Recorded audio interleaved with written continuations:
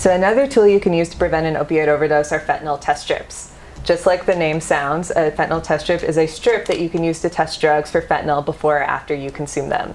Before we get into how to use the strips, we're going to talk about a couple of the limitations. So one of the things you need to know about the strip first is that you're going to have to test whatever you're going to use in water. So that means that you're going to be destroying something. It also means that you can't get that back and you can't consume it. So that's an important piece of information that people need to know at the top.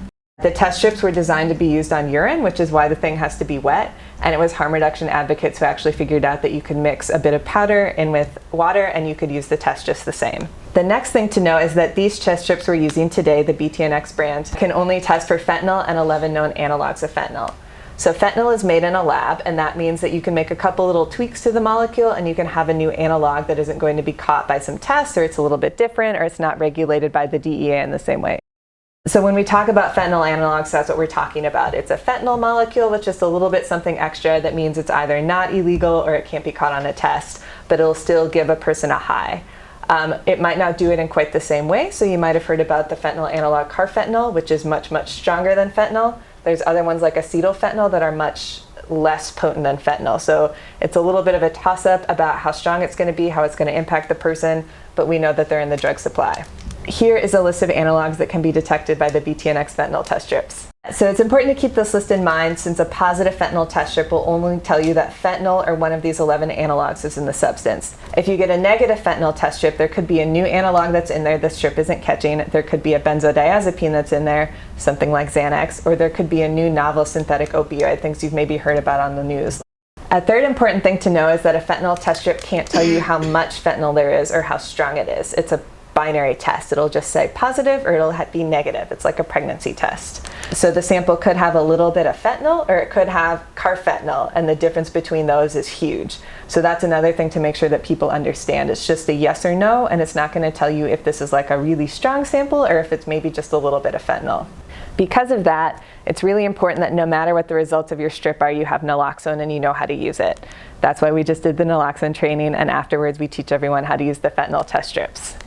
For something that isn't an opioid like a benzodiazepine, naloxone isn't going to work on it, a fentanyl test strip isn't going to catch it, and so you might be calling emergency services anyways because we don't have the tools to deal with that.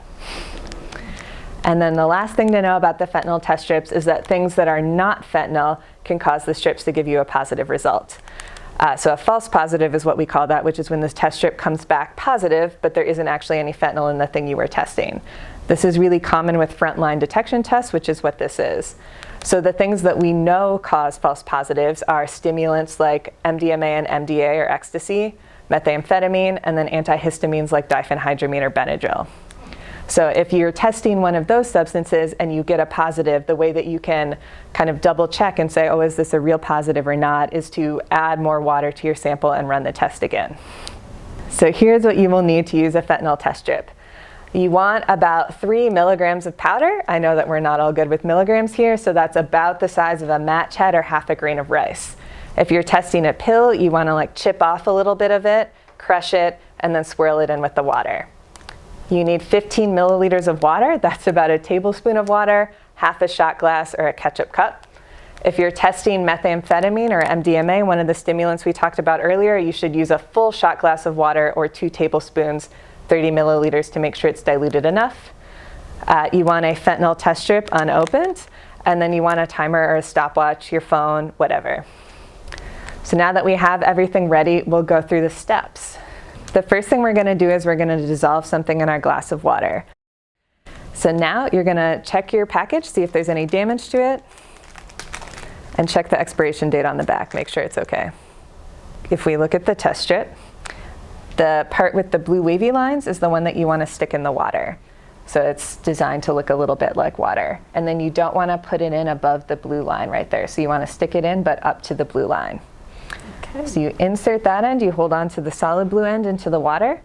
And then what we're looking for is for the water to suck up into the reaction part of the strip. So you're just going to keep holding it there until you see water come up. Nope, it's done. So now you can pull it out. You can rest it on the top.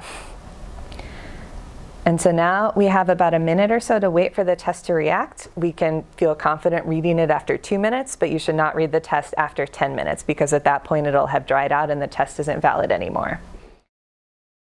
And so if you've ever used an HIV rapid test or a pregnancy test, this works the same way. It's just the opposite results. So 1 line for us means positive, suspected fentanyl. 2 lines means negative. So again, you just gotta think of it backwards of a pregnancy or an HIV rapid test. And so you can see right here, we're seeing 1 line. Yep, so any appearance of a second line, no matter how faint it is, means the test should be read as negative. So this can be confusing because it could be a very, very faint line. So for that reason, we also recommend having a very bright light, like a flashlight or your phone light you can shine on the strip. Make sure you're not missing a very faint second line. But a lot of times it looks like this one, where it's pretty clear that there's a second line.